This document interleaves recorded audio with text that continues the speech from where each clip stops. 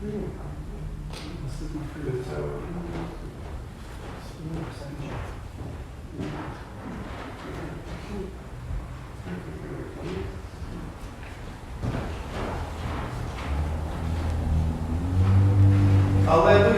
hallelujah, hallelujah, hallelujah, hallelujah, hallelujah.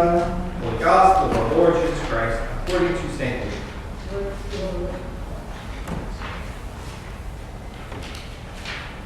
When some were speaking about the temple, how it was adorned with beautiful stones and gifts dedicated to God, Jesus said, "As for these things that you see, the days will come when not one stone will be left upon another.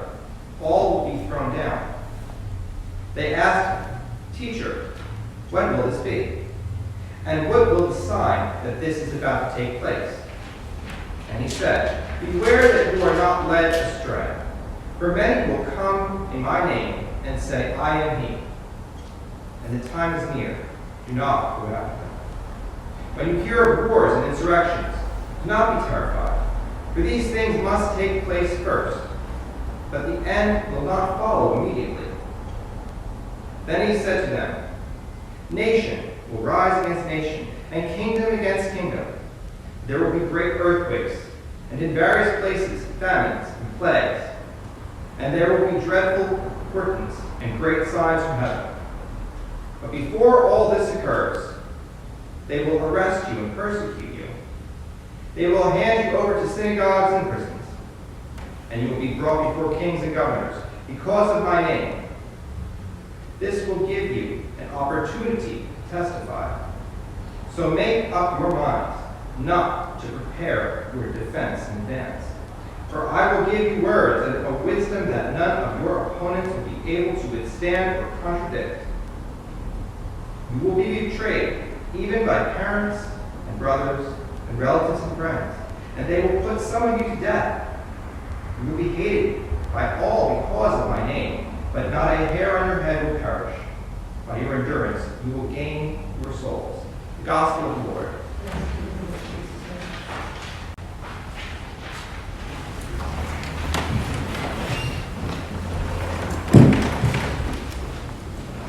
The words of my mouth and the meditations of my heart be pleasing to you.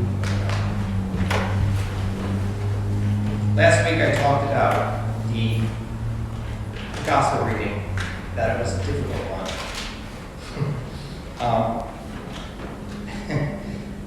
I hadn't read this week's Gospel reading at the time. This week's Gospel reading is much more difficult to talk about because it addresses something that we don't like talking about. War. Distress among nations, distress among families, distress among friends. But it's a reality that we all face. It's a reality that we all deal with. We live in a time where there was civil unrest. We live in a time where the media is our primary focus. People don't go to church like they used to, but they watch TV, they watch CNN, they watch MSNBC or Fox News. They have no problem listening to politicians spew out whatever, but they don't want to come to church. And the funny thing about it is that the message that you're getting on TV, the message of constant bickering back and forth between politicians, between reporters and commentators, it's not the message that you get from Jesus. The message that you get from Jesus is a message of hope. It's a message of peace. Sing a new song unto the Lord. It's a message of newness. But we're so focused as a society, as a culture, on listening to what we're familiar with. You know, there's an old saying, I'm trying to remember how it's exactly phrased, but basically the gist of it is that people get stuck in a pattern because it's what we're familiar with. We're familiar with what we're comfortable with. Is oftentimes what we continue on with. Stepping out of our comfort zone isn't something that we as a people like to do. Nobody likes to do that.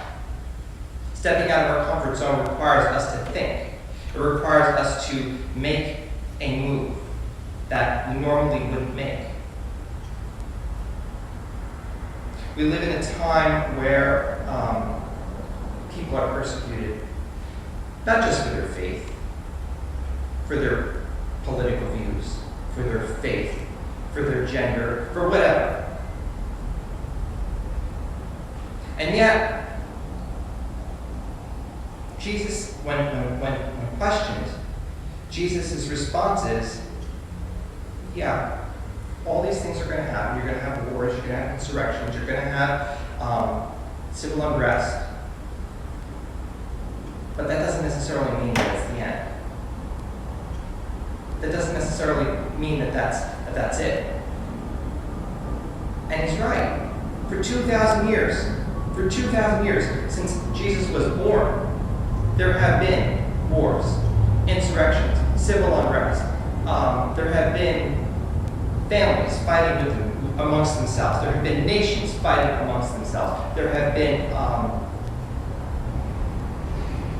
there's all of these things have been since Jesus was born, and yet 2,000 years later, it's still not the end.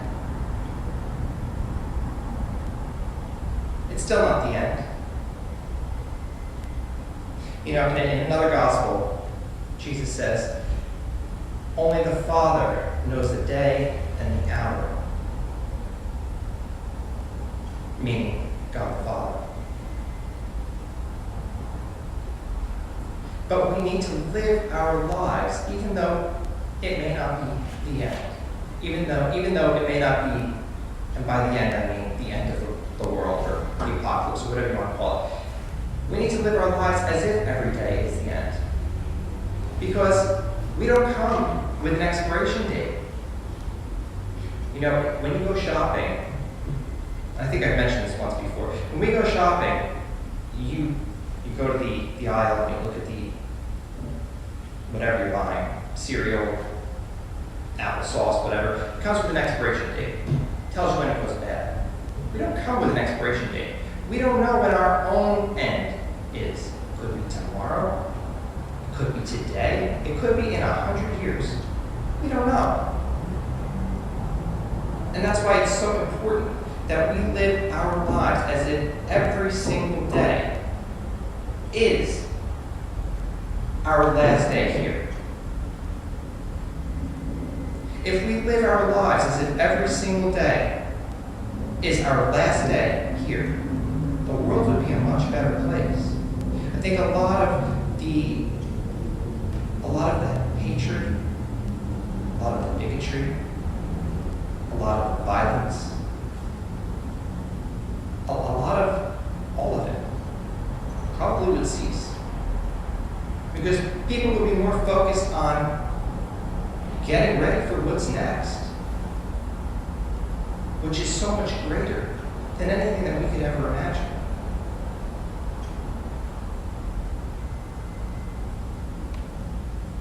And there's always going to be people, like those televangelists that you see on TV, that are going to be spewing out bigotry and hatred under the guise of the Bible, pretending like it's scripture when it's really not scripture, it's just themselves. There's always going to be those televangelists that are saying, it's the end is coming, the end is coming. And open your pocketbook and give me this much money.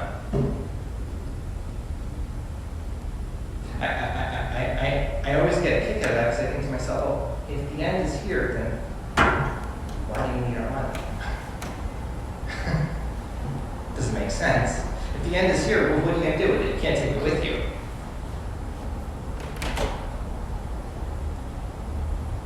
There's always going to be people who are going to try and trick you.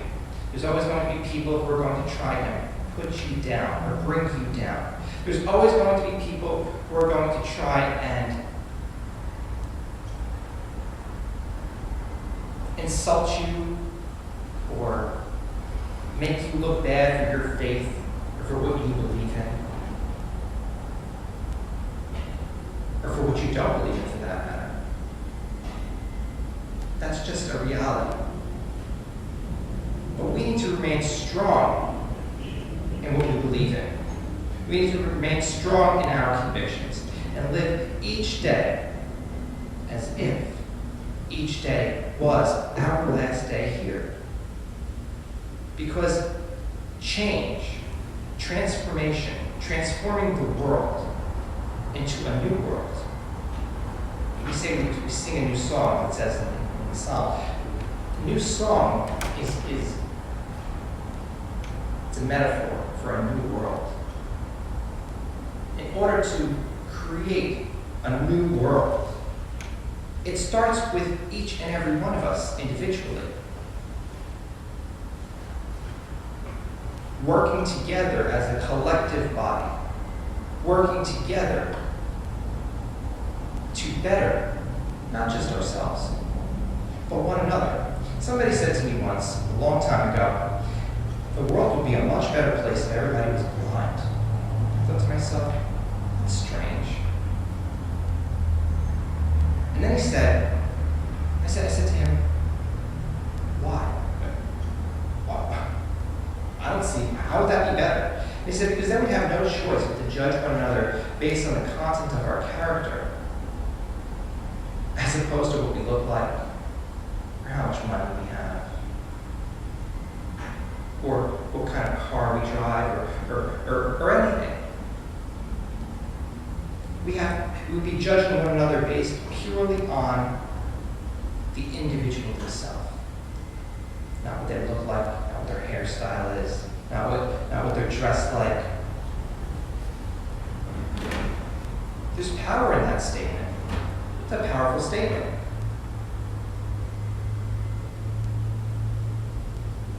We're coming to an end in the liturgical season.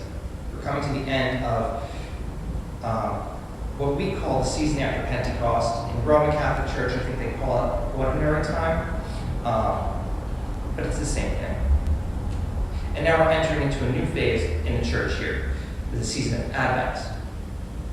Next week is the Feast of Christ the King. The Feast of Christ the King marks the end of the season after Pentecost, or ordinary time, and the beginning of Advent.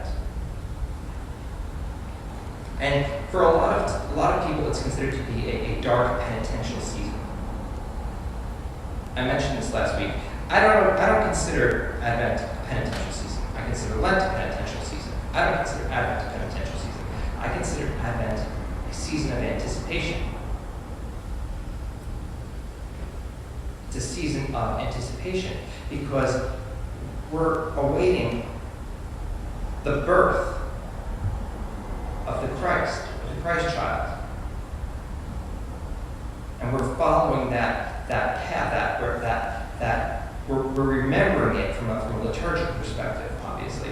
We're remembering that each week by lighting the Advent candle. Each week is a step closer. Each week is a step closer to the birth of Christ, which transformed the world.